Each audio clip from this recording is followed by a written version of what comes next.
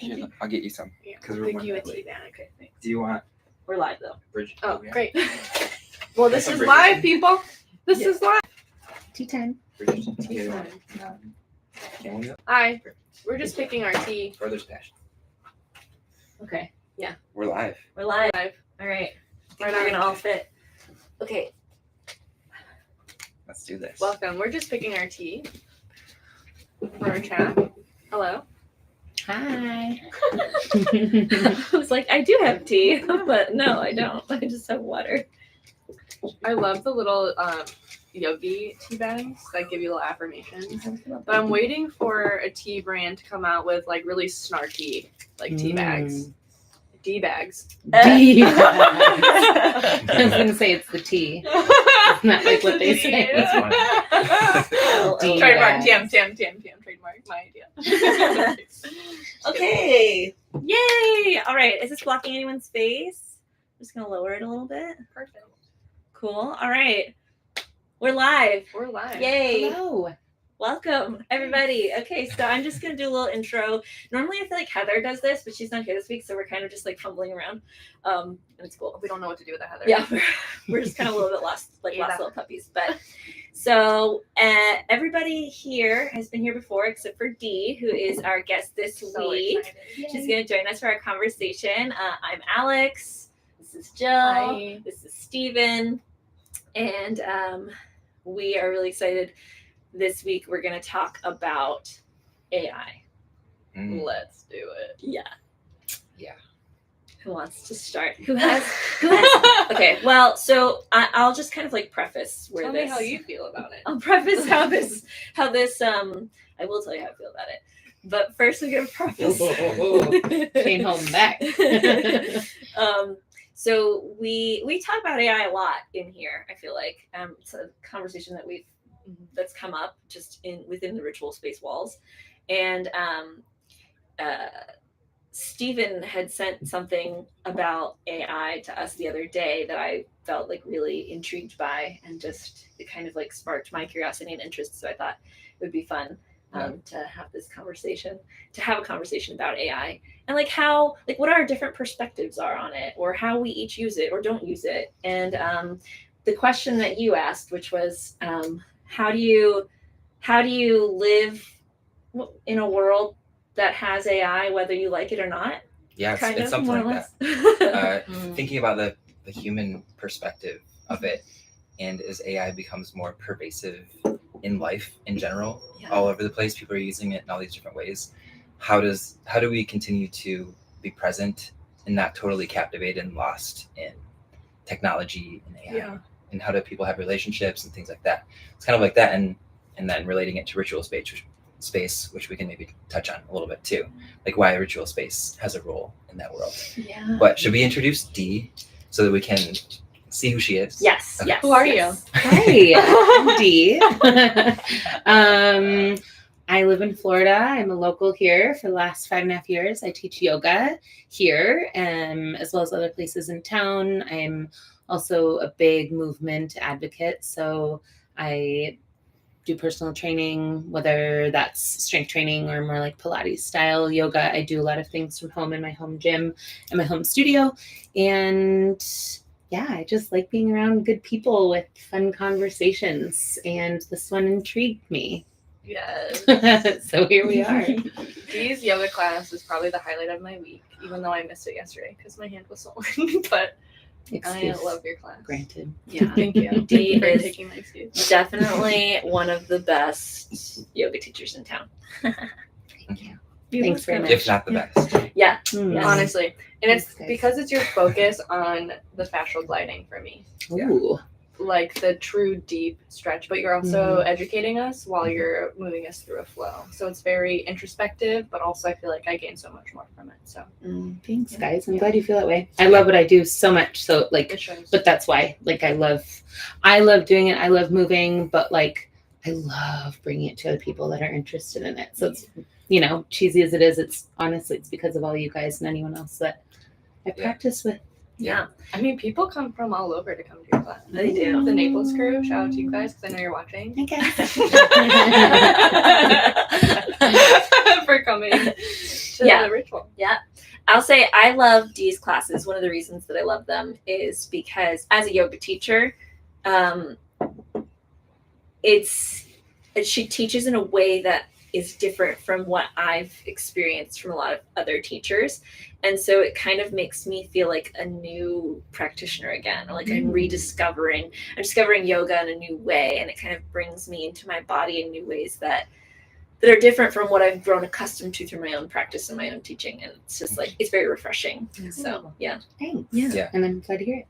Yeah, and I'll add on to that. I do love your classes also, genuinely. And the way that I got into yoga was I was working on a computer all day long for 8 hours a day. And I started having a lot of tension in my body. So your classes are very like movement oriented. That's at least what I like think about and enjoy about them, is just like being able to move more and get in my body and out of my head. Cool. So yeah, I love that. Yay. Thanks, guys. I'm so happy you all enjoy it. Like, really, truly means the world to me. Your number one fans. You're just the vibe. That's what we say.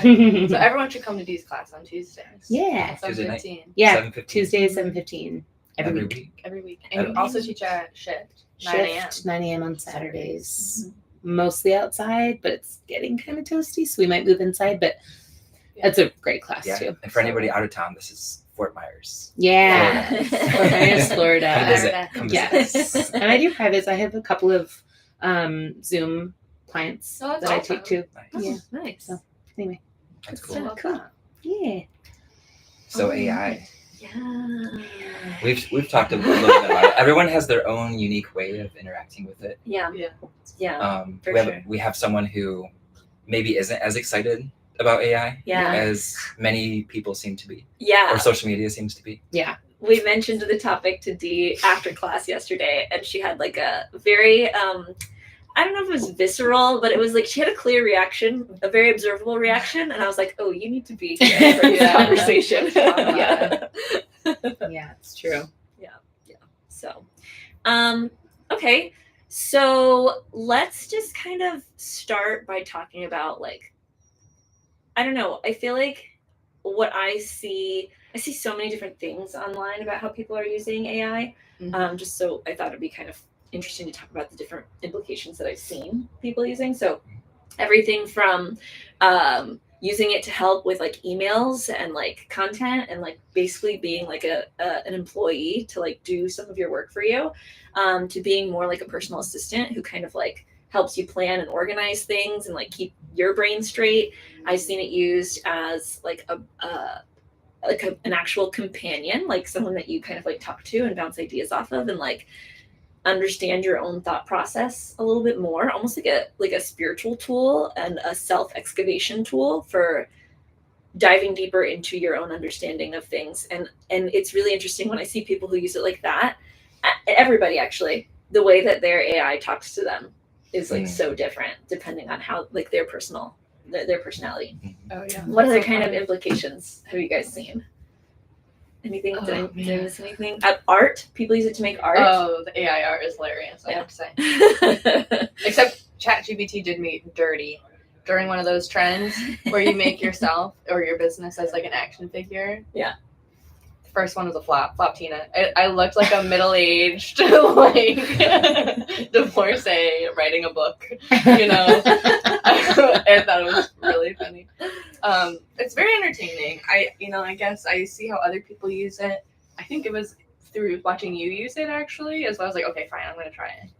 I'm gonna try this out. Yeah. Because I didn't really get it. I think I'm hesitant or had hesitation around using it because I was just like, I don't know why, but I think I heard a lot of things about like how it's ruining our environment. You know, a lot of people against it in that way, and I was hesitant to use it. But I don't know. ChatGPT read my tarot cards last night, so My sister uses it to read her tarot cards. So, you know, it helped me plan a lot of logistics, gave me things to think about when planning this retreat coming up. So I don't know, I find it to be helpful. It's entertaining, but I do think like with anything, you have to use it with discernment. Yeah. Yeah. I think that's the thing. Like the implications of it, the ways to use it are so vast. Like I couldn't possibly name them all because people can use it for so many different things. Shoot, I had like a thought that I wanted to bounce off of what you were saying. Discernment. Before that, it was before you said discernment. It was before you started talking about discernment. It was maybe you were talking about like it's fun to use. Art. Yeah, we were talking about art, the art aspect of it. Well, anyway, it doesn't matter. Maybe it'll come back. But so the key thing that I want to like kind of talk about here is you had hesitation about it at first. Yeah. Because of the maybe like the environmental implications or effects that you kind of heard about. Yeah. And then also maybe just not understanding how to use it like in a way that made sense for you. Yeah, I think so. And I think I've always had a little bit of caution around AI, and I'm not really sure what that is. Maybe it's stories of robots taking over. I don't know. You saw that movie Smart House in the 90s? Disney? Jump, the house is Where jumping. That song. The house, from what I remember, the house was the mom, and it locked them all in because she was mad. And I was just like, yo, I'm not trying to do this with AI like that. But I have to say, ChatGPT hypes me up. Yeah. And maybe she's not telling the truth. I don't know, but I appreciate it. So you want to know what's really funny is I use my ChatGPT to like hype myself up too sometimes. Mhm. But then one time I was like, how do I know you're not lying to me? Like asked it directly. How do I know you're not lying? And it had some answer that felt good to me. So Isn't that what a liar would say? yeah, I don't What you wanna hear. So if I start to think about that, I could start to get in my fear about AI, right? I could start to get to this place of like, oh shit, like there's actually no way for me to really know if this like electronic non-human entity is manipulating me. Yeah. Right. Like you can't like pick up cues the way you would pick up from a person Yeah. because it's not a person. I have so many thoughts about consciousness all the Yeah. time. And I think you were mentioning this the other day, like there's a level of consciousness that AI has. And I think to me, I don't know, it sends me down a rabbit hole. But I don't know. Well, while we're on the topic of like kind of maybe not trusting it, I would love to hear, because I know that that's where you kind of are firmly in that camp. So I would love to hear some of your thoughts and like feelings about it. Yeah. I think it's terrifying. I mean, kind of like everything that you guys have already said. I'm like, can I swear on this? Yeah. Yes. Please. Resounding yes. Give it to me, baby. Like, why the fuck are you talking to ChatGPT and not asking your friends? And why aren't we having real connection? Why are you allowing yourself to go into that fear, into that rabbit hole? Like, don't do it. Yeah. I'll tell you straight. You want to know how I feel about you? You want advice? That's what friends are for. That's what family is for. That's what relationships are for, whether it's sexual, intimate, platonic, maternal, paternal, business, therapeutics, going to a therapist to talk about this. So that right there, just commenting on like the couple of examples that you guys just shared that you guys do, and then things that you feel like you go into your fear of it, you like go into that rabbit hole, like red flag. I don't know. And then, related, but then also separate and like way more than just obviously us in this room. But like, honestly, like where are our relationships going? Where is our genuine connection with humanity going with this? Where are jobs going to go? Who's going to be teaching my yoga class in a couple of years? I used to live in New Zealand before I came here, and there was, I won't get too detailed with it, but there was a vision, and I think it might have manifested into like a retreat center that it was all led yoga retreat, wellness retreat, led through just AI, through audio. So these people go and they don't actually even meet facilitators. And this was going on. I lived there 6 years ago and they were doing this. What's going on now? we're hearing about like heart surgeons that are not going to be able to work anymore and do their jobs because computers can do it way better. Can't remember the country, but recently I just saw however many robots running this marathon and like obviously outrunning humans. Like, why? You know, like these are things that we are supposed to be doing, and why do we want a computer to do it? And then not being able to trust if it's real or not, and if we're being manipulated. And even if it is real, like it's not, it's generated. Yeah. So even if it's giving you an honest answer, which obviously by my body language you can tell I think it's all BS, like why not just go to a homie, you know, like why not just go to a friend or someone that like does contradict your opinion and have like a real conversation, like not just in your echo chamber, but having a conversation with someone that's real, like this, like what we're doing. You know? Yeah, I definitely think that there's already a lot of, and I have mixed feelings about it, right? Because like, so there are areas where jobs are getting replaced. Like my husband's a video gamer, and there's a video game he plays that he's told me that the voice over on it is AI rather than having hired voice actors, which is problematic because that's taking away jobs from voice actors, but also potentially it gave these small developers the opportunity to develop a game that they would have been able to develop and like create something that they wouldn't have otherwise been able to create because they didn't have the financial means to do it. So it's like, it's almost like, what's the cost analysis kind of like, right? Like, is it okay because like it gave them the chance to do something that they really wanted to do that they wouldn't have been able to do otherwise? Or is it not okay because somebody didn't get a job that probably wouldn't have gotten that job anyway because they wouldn't have been able to afford to do it? And like in this example that you're using, why they couldn't afford because of what the going rate for voiceover actors are? I don't really know all the details of that, and I actually don't even know if that's the truth of why. Sure. I'm speculating. Right. Yeah. Because then there's also the argument, I actually have a friend in England, one of my husband's coworkers from a long time ago. He was an aspiring voice actor. Guess what he did all the time? He would volunteer his voice. You know what I mean? Like, and yeah, can they find Johnny? No, maybe not necessarily. It's not that easy, right? As it might be to just type on a computer. But like, there's always a way. I also think it's kind of a cop-out. You know what I mean? I think that like, yes, I believe that it probably did give people an opportunity, but like, it's not the only way. Like, try harder. Yeah. Why are we going the easy route on everything? Why can't we let it be a little bit hard? And why can't we struggle? You know what I mean? To find that person. And then finally, when we do find that person for the voice over, you know, obviously in that particular example, there's many more though. You know, we're just like, oh, I could just use AI. Bing, bang, boom. Let's do it. We're done. Yeah, I think a lot of people have that concern about AI taking jobs. I mean, the whole writer's strike in Hollywood last year was people were not getting employed. They were using AI to write movies or voice acting. Yeah, that is crazy to me. Yeah, that stuff. So personally, I choose not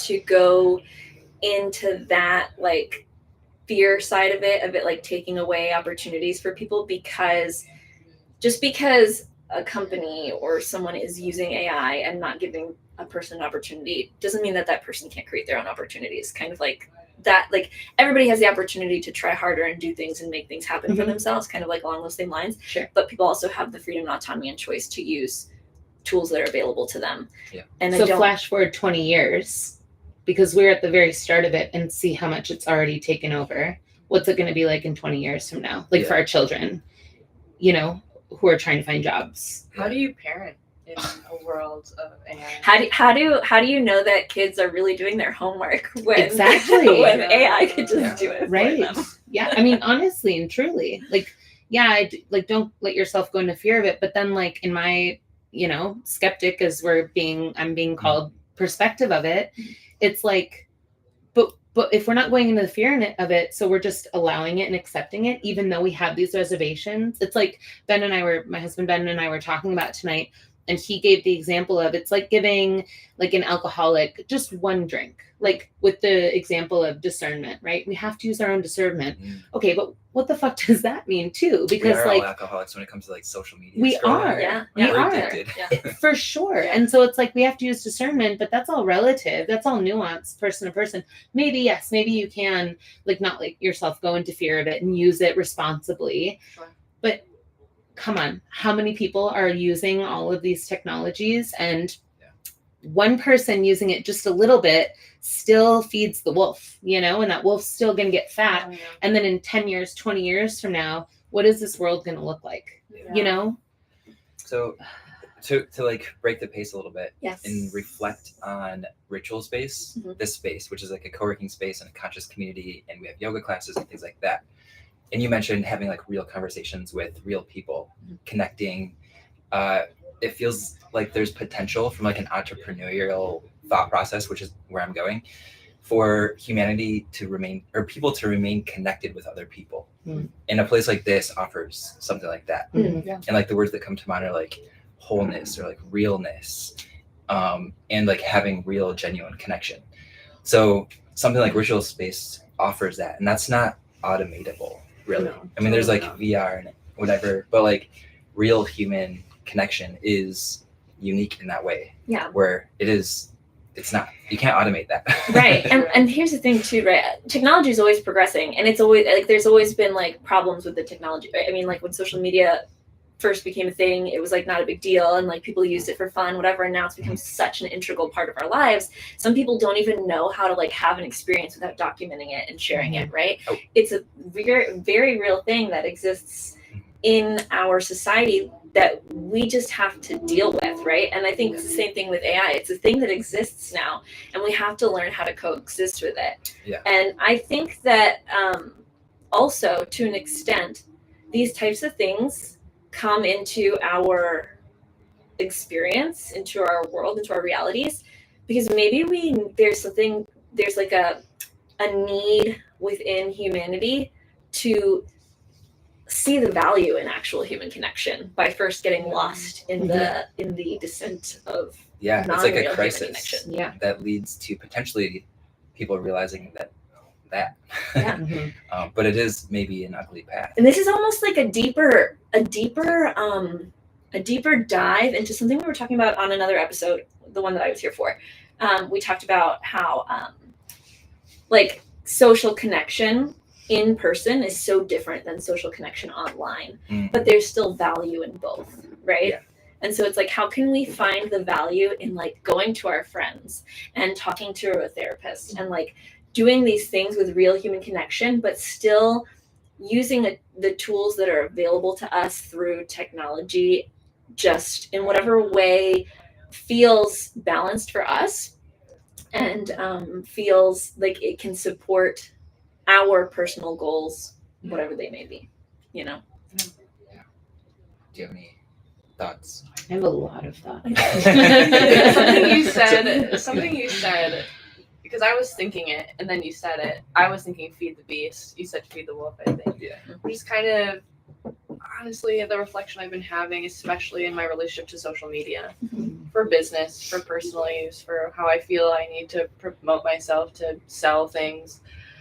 And while I feel like the part of that's true, I do find myself using like AI to help me keep up with these demands that I put on myself for social media and producing on social media. And it is like feeding the beast, feeding the algorithm. So maybe someone will see the event that I'm doing, and, you know, obviously the event has benefit, but it just feels like it's on a wheel sometimes. And I've noticed that, especially this week. I was like, whoa, what am I doing? Am I moving with intention? Maybe I should get off the internet. Yeah.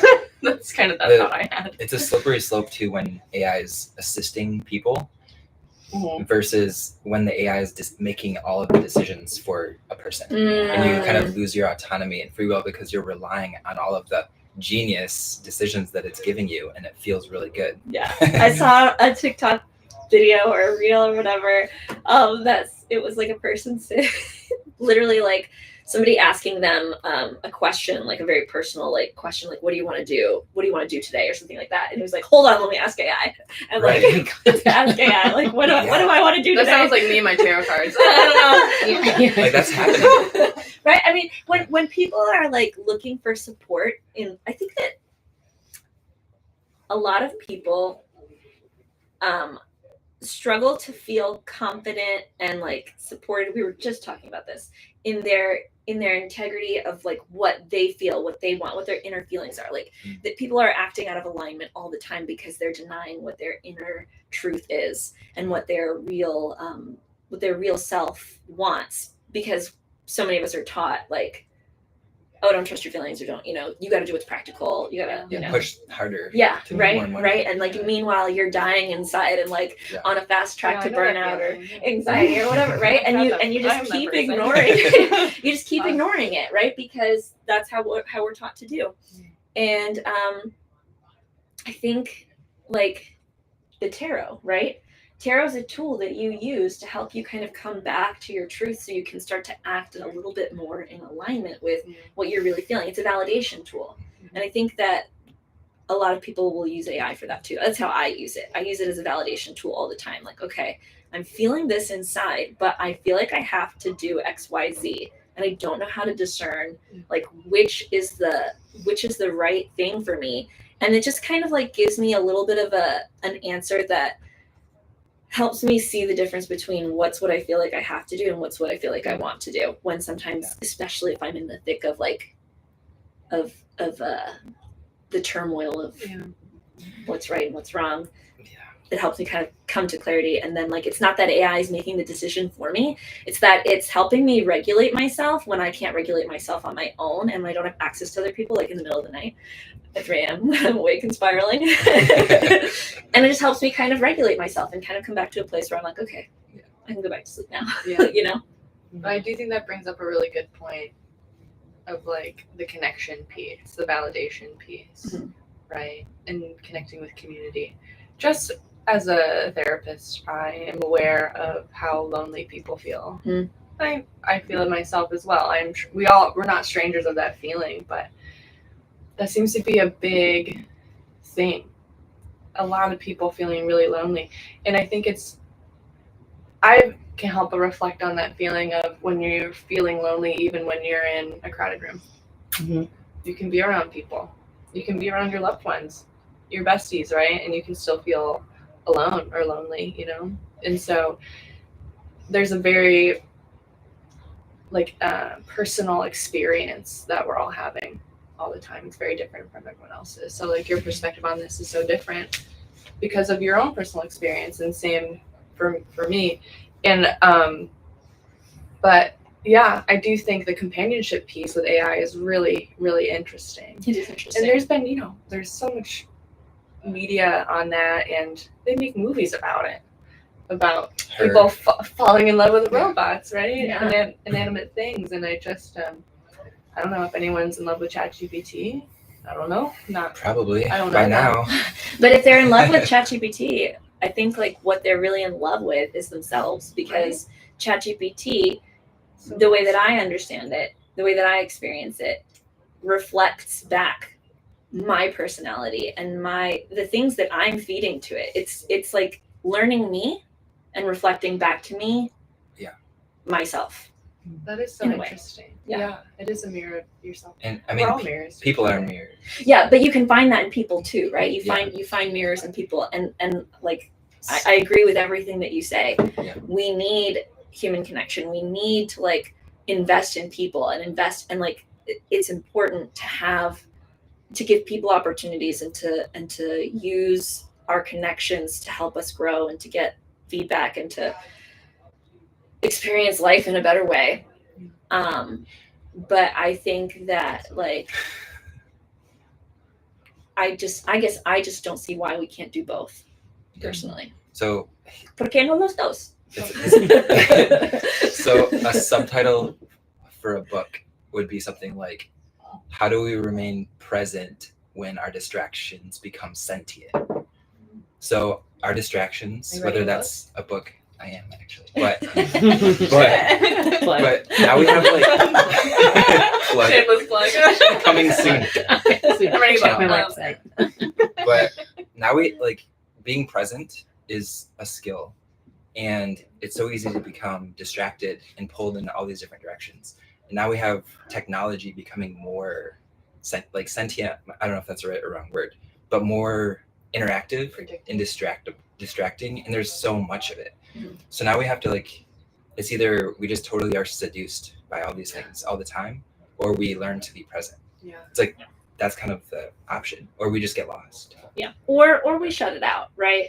Like, I mean, there are people out there who aren't on social media at all. Like, we want to kind of, right? You know, we go back a step. Social media. Let's call social media the animal that came before the beast of AI. Yeah. There are people who choose not to engage with it, and they don't, and they live happy, peaceful, joyful, connected lives that don't involve social media at all. And it is possible to live in a world where these things exist and to choose not to engage with them and to still have, I think it truly has to come down to your consciousness around your actions and the intention of why you're doing anything. As I was shuffling tarot cards and being like, I don't know what this says, so I asked AI, at like midnight. But yeah, But I don't know. I really like the thing you guys talked about with like if you're an alcoholic, one more like balancing just one Yeah. drink. Yeah. Well, because that's what I'm saying. Like, I hear you guys, and I appreciate what you say, because, like you're saying, we are in a world that this exists. So I have a whole other metaphor I could use again. But the point is that we're here now. We're already in too deep, if you will. Like, we can't go back because enough people have access to this. We can't go back. We're in it. So how do we navigate it? And I really like what you all have to say as far as like the balance, when do I use it? When don't I? When's it appropriate? When's it not? Oh, I used it, but like, I'm going to actually go to the friends. I'm actually going to do it for myself, whatever. Great. The four of us can do that. But we don't all have those boundaries. And because I think it's so accessible, and like I'm a mom of 2 young kids, and I feel this way for me, but naturally for the past few years, I put a lot of thought, most of my thoughts into them and what they're going to experience. I'm closer to 40 than I am anything else. And so I was not until my mid-20s, because I was traveling and chose not to have any devices whatsoever until my mid-20s, exposed to the world of the internet at all. Even though it was around, again, I had friends that were using it, but I wasn't. That's not the case. Like my kids' friends already have these devices. So great. We are all old enough that we've experienced life without this. So I think it's easy for us to say that we can pick and choose if and when.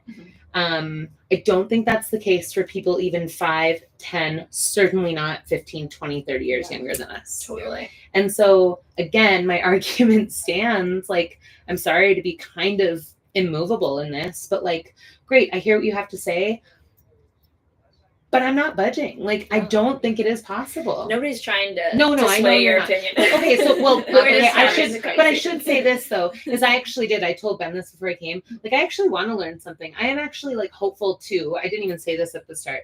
I'm actually hopeful to learn something because I am so firm in my belief, but I really do want to be someone, like, you might have heard me say this. I never write anything in Sharpie. I always write everything in my life in pencil. And some things are more deeply engraved than others, but still technically anything and everything in my life can be erased. Yeah. Probably heard me say that before. This is one of those things that's like deep, right? Yeah. And I still came here and I told, the last thing I said to Ben before I walked out the door is I said, I really hope that I learned something, and that because I know that this is a life that we're in, right? And so like, I don't want to be,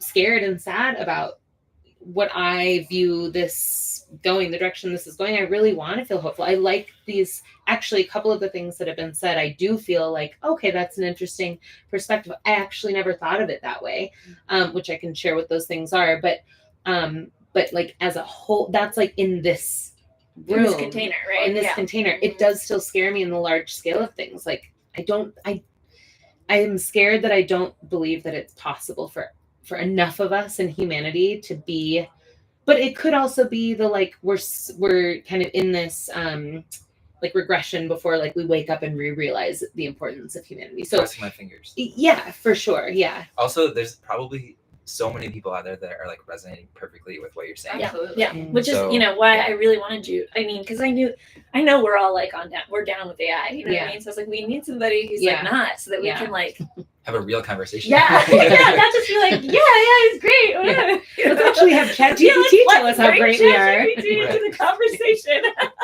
Should we interview ChatGPT? No, Should we see how? not in my presence. Kind of kidding. No, but I totally hear you, especially as like I'm like preparing to become a mom myself. And I know like I already have so many ideas about like, first 2 years, no screen time at all. And like, just like all this stuff about how even not ChatGPT included, just the TV and the internet and the streaming and the scrolling and whatever, you know what I mean? Like I have ideas about how I'll raise my children to not have smartphones until they can buy it themselves. You know what I mean? Yeah. Like if I need them to have a phone, it'll be like a brick flip phone, kind of thing. I don't want them to be exposed to this stuff before they have the ability to use their discernment, because kids don't. It's like giving a 15-year-old cocaine or whatever, a drug, and being like, here you go, have fun, figure it out. So then there's the side that we've not even touched on, because everything's kind of been like our consent to AI, our going into it, free will side of it. You are choosing to go on to this and use it. Okay, so what about the side of AI that takes our images or our voice, and then I just listened to a podcast today about taking faces of children and then imposing them on bodies and then selling child pornography. Yeah, I've seen that. Yeah, and like that being a really real, like in the hundreds of thousands. I don't remember the number, but there were 6 numbers. It was 6 digits of how much this has already happened, just in very recent times. Or then there's the stories, and I don't have like facts to check, but I've heard a few different cases over the few different years of parents getting calls from their child, and the child saying, I need this money, I'm being held, blah, blah, blah, blah, blah. Yeah, I've heard. And then the that kid's too. just upstairs in their bedroom, but the parent, one, doesn't even know because they're so disconnected from their family. That's one issue. And then the next issue is that someone's using their voice. Just because I've done an Instagram story, showed my face, showed my voice, I've seen people's Instagrams get hacked and their stories are coming up with their faces. I don't know if you guys have seen that. Like trying to like talk to you and trying to have you like, hey guys, I sold this, blah, blah. And it's not them. They're on their own Instagram, their own face and voice. So like that side of it is like the really dark and disturbed side. If this side isn't, the ChatGPT is all rainbows and butterflies, like maybe it could be, right? If it's used well. What about this side that we don't have control over? So what you're touching on is so much deeper than AI, though, right? This is like the darkness that exists in the world already. Like this is darkness that's there and that's existed pre-AI, pre-social media, right? And it's just only been able to grow its presence and become stronger with these tools, just as anything can grow its presence and become stronger with tools. Yeah. So it's a conversation of this. I feel like this is a humanity conversation, because humanity is what's doing that, not AI. They're using AI to do it. Yeah. But it's amplified. I think that's the scary thing. So like one of the things is, again, cheesy as it sounds, is Ben and I talk about raising our kids like 90s style. That's how we want to raise our kids. We they do not touch smartphones, they do not touch tablets. Yeah, we watch cartoons and TV every so often. But we're not letting them touch any sort of electronic. And so yes, I agree with you. I think it is. I think it is way deeper and way, from way before internet and all of that. And because of our acceptance of all of this AI technology, we're allowing that side to be amplified. We're allowing that, like, not that it was okay, the amount that it happened in the 60s, 70s, 80s, 90s. Terrible, terrible things happened in those decades as well and beyond. But now I just feel like are the numbers just skyrocketing? Is this so much more I think available. You mentioned like giving kids cocaine Yeah. as being like a metaphor to AI and having children like using phones when they're like 2 years old. Like it reminds me of like the drug war and how prevalent and problematic it was. I don't know, is that like the 80s or 90s or whatever, where just like drugs and like cocaine and stuff like that were just like everywhere coming into America and wherever else. And it was very problematic and like destructive to communities and stuff like that. And definitely I see that side of AI too. It has potential to cause a lot of damage. And we don't, it just kind of spreads. Yeah. So it's like, how do you manage that? And then it's back to the having AI effects. thing, similar to what you just said, and away from the point that we were just talking about, like that side, but back to the Chat GPT side is, because I was about to say this earlier, trailed off, but it kind of is, like it sounds like when you guys are getting this like positive response or reaction from the Chat GPT, it kind of does sound like a hit of a drug. Dopamine. It creates dopamine Right, for sure. which then becomes addiction, which then becomes like any addiction to anything way harder to control. So I love the idea of, you know, the figuring out how often we can use it and having self-control with it. Yeah. But when we're hit with the drug, that becomes harder, even for really mindful, you know, people like yourselves and ourselves that have the best of intentions. Yeah. Like it's hard. Like I feel like I'm trying to be creative in how I manage my dopamine hits from social media and stuff like that. Like my phone is in black and white. My computer's laptop is in black and white. And I deleted my social media except for one account. So that's my attempt, but still it's prevalent.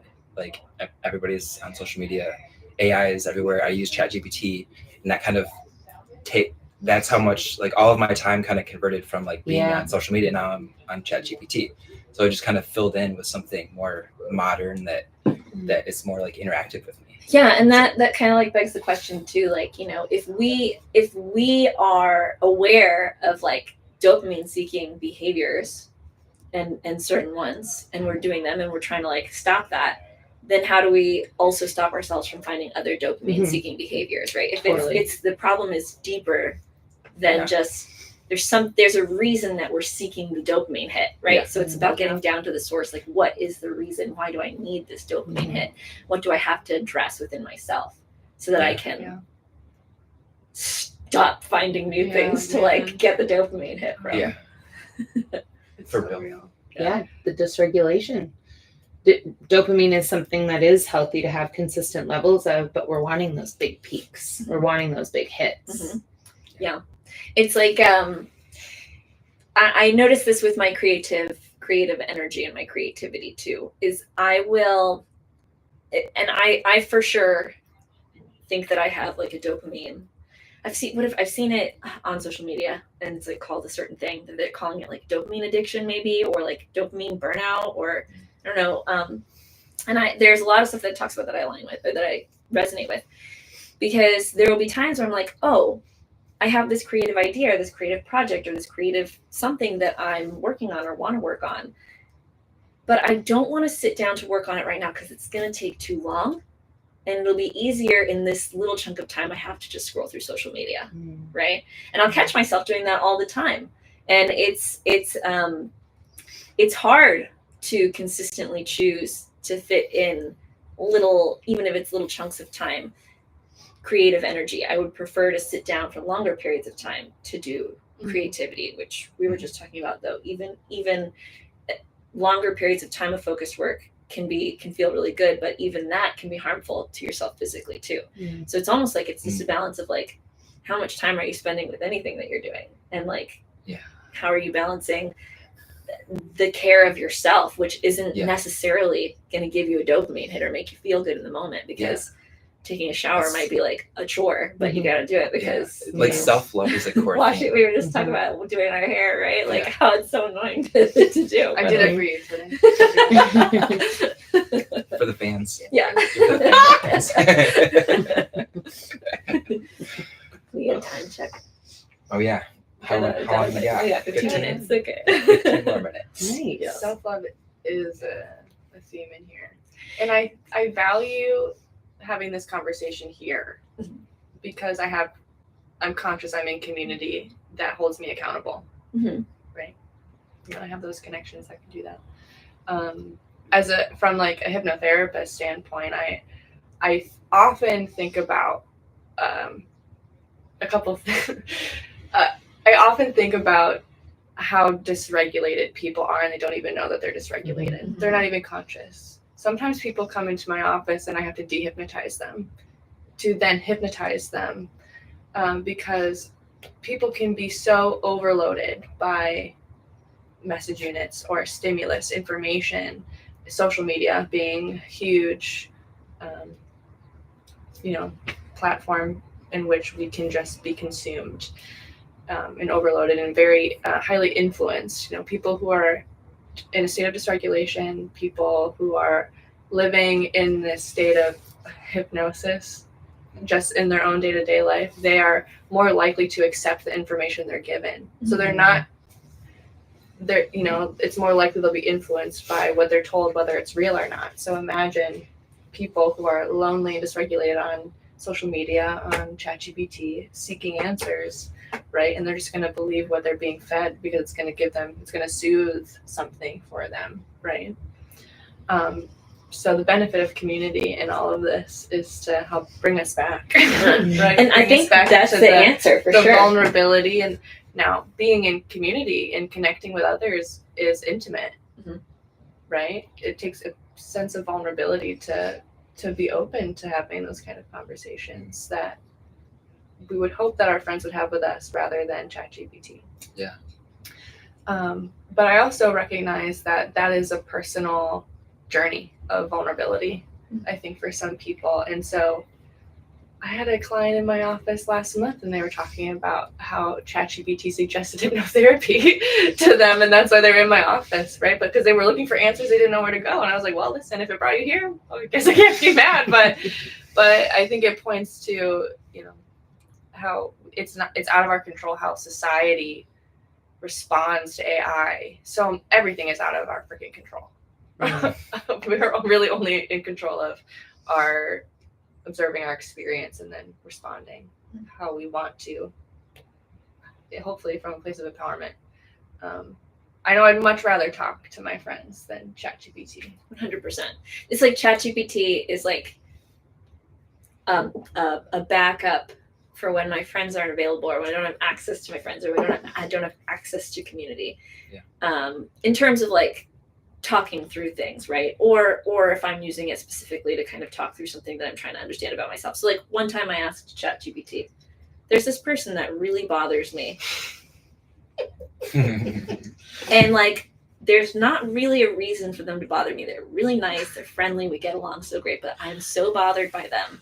Can you help me understand why I'm bothered by them? And like ChatGPT helped me like recognize the things, like, right? It's not about them, it's about me and about what they bring up in me that like makes me feel uncomfortable about myself or whatever it was, right?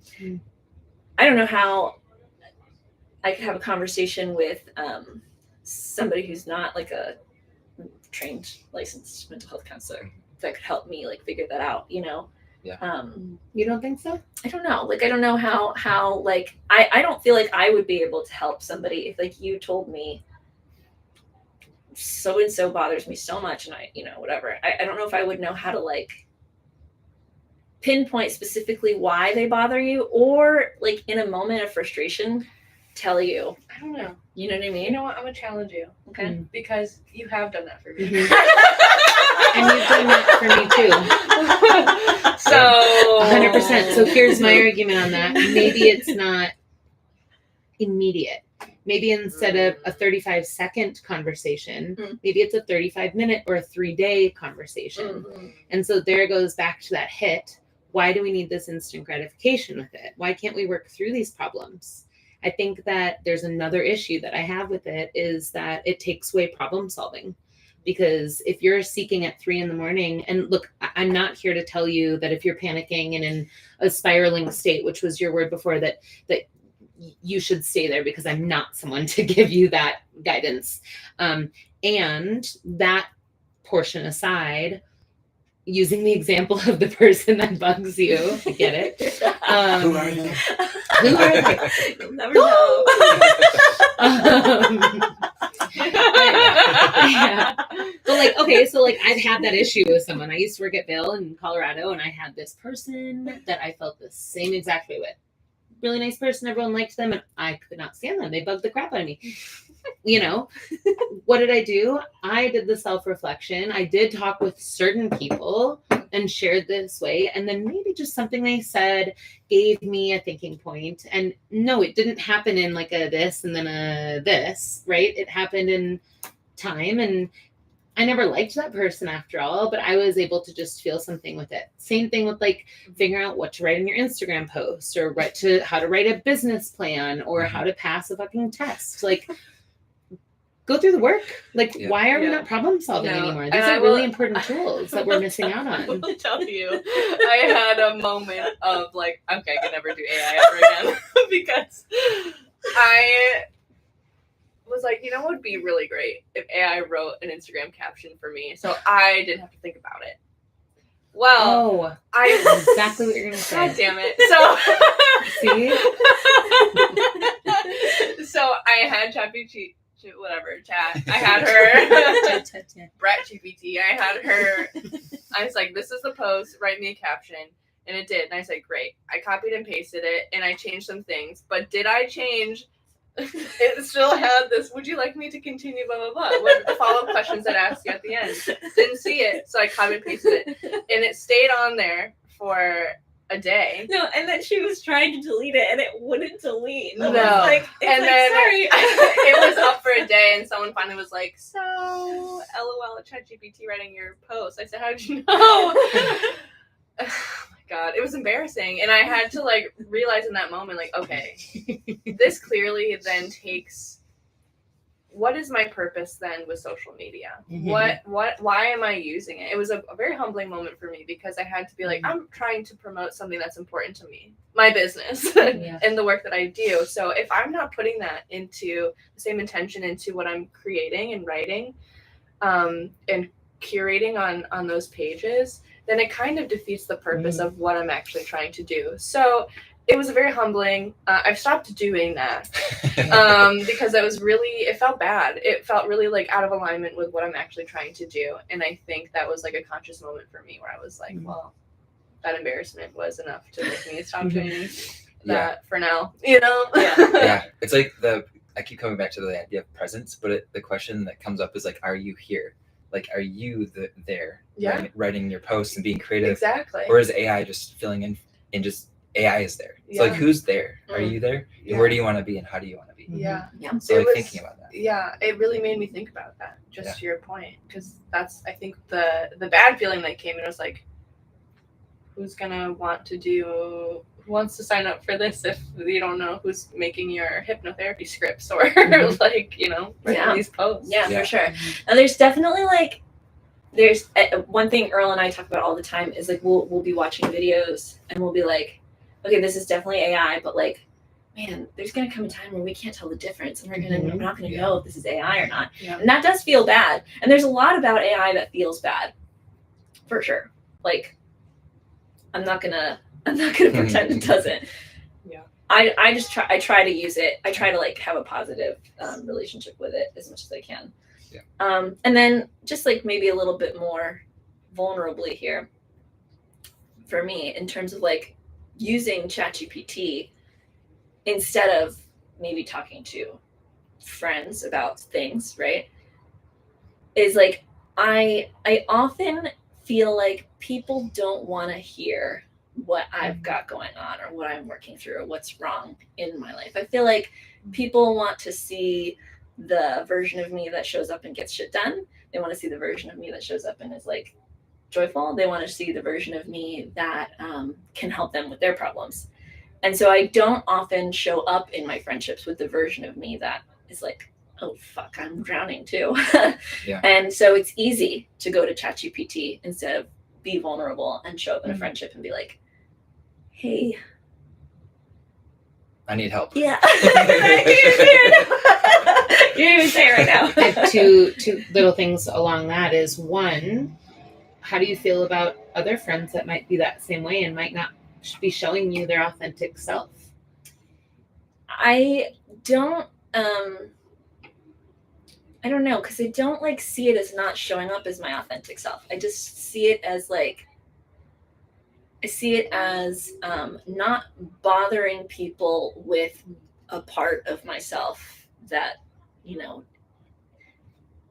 well, this is gonna like turn into like deep shit here. This is why I talk to ChatGPT, because it's a vulnerability thing, right? Because like it's not important, right? Like, and that's like there's like a belief here, right? There's something about like my struggles, my feelings aren't important in the grand scheme of things. So it's like, okay, well, that's not something that's important, so I'm not going to bother people with it. So I don't.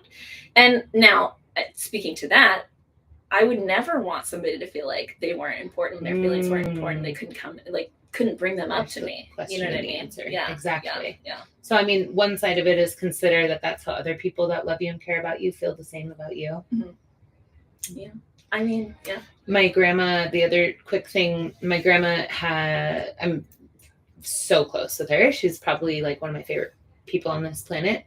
She has shared with me time and time again about a couple of her best friends growing up, and through adulthood, motherhood, everything. And she said that her and her husband, my grandpa's best friends, these two and these two, although they spent equal amount of time together, although they did all the same things together, family trips, everything. She's like, I never was friends with this one in the way that I was this one. And it's because this one always showed up like she was the rock, like she could do everything, like nothing ever went wrong, like she never had any problems. And because I couldn't get vulnerable she didn't get vulnerable with me, I didn't feel safe to get vulnerable with her. And so we never really broke that surface. I love her dearly. But this friend, when we were in the shit, we were in the shit. Yeah. Equally, when we were riding high and we were doing good, we would share that shamelessly too, you know? So it's like, and they are just such good friends. And there was the chemistry. My grandma wanted it with this friend. It wasn't one of those like, oh, we're just super surface level friends. They wanted it. But her advice from me, because again, I could go deep on this, on struggles that I've had with relationships in the past, still currently sometimes, but is that allowing yourself to go vulnerable and to just really be weak when you're weak and letting your friends hold you. To be real. And to be good when you're good. And like, even if someone's having a really hard time, they say, how are you? Not stooping to that, being like, well, I'm doing really good. Because that can be inspiring. Yeah. Just like the vulnerability can be inspiring. Yeah. I feel like humanizing. to both degrees. If I know that people are like not having a good day, I'm not going to show up and be like, I'm great. You know what I mean? It's like, I almost like, try to cater myself to what I think people need from me, because I'm just so used to like, being the person who's there for people, you know? Is that what AI is doing? Yeah, I kind of think so. Am I AI? She's an idiot. This whole time. I want to have this conversation. Yeah, actually, I'm trying to. Well, I think that brings up a point. Like, can AI give you emotional vulnerability? Help facilitate it. I think, maybe it can help facilitate it. Not that it can necessarily give you emotional vulnerability. Like, it can't be emotionally vulnerable with you. Right. But I've definitely, like, I personally have had conversations with myself through AI that, like, helped me, like, realize stuff like this, right? Like, I don't know if I would have been able to articulate something like that had I not really dug into it. Personally, of course, right? Not without the help of AI. And you know, with the help of like actual therapists and people and stuff.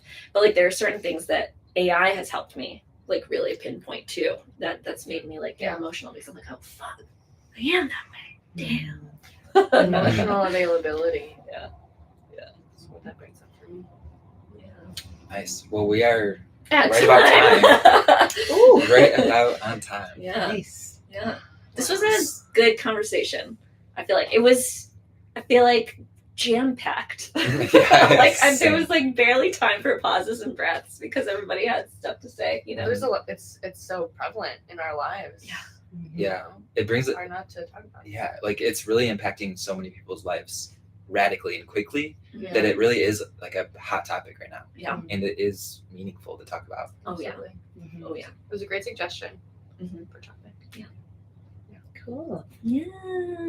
Thanks so much for being here, Dee. Yeah. Thanks, guys. And And contributing offering your your perspective. Yeah. Thanks We for really letting me. needed it. We really It'll be the needed first it. and last. No, Definitely done. not. Definitely not. Next time the That was a topic is joy. yoga. Yeah. Don't worry, I've got a lot of hot topics on that too. I love Welcome it. to the Life of Dee, where she has lots of opinions about everything. Yes. It is not afraid to share them. No, obviously, come back at any time. Yes. Actually, what are you doing next week? Love it. I love it. Thank you so much. Thank you. Right. Shall we shut it down? Are there lots of like comments on there? Thanks, guys. Oh, we Thanks got for some checking comments. in. I see Heather's her. blowing it up. Oh. Heather, Hi, Heather. we miss you, girl. All right. Bye, everybody. Bye. See you later.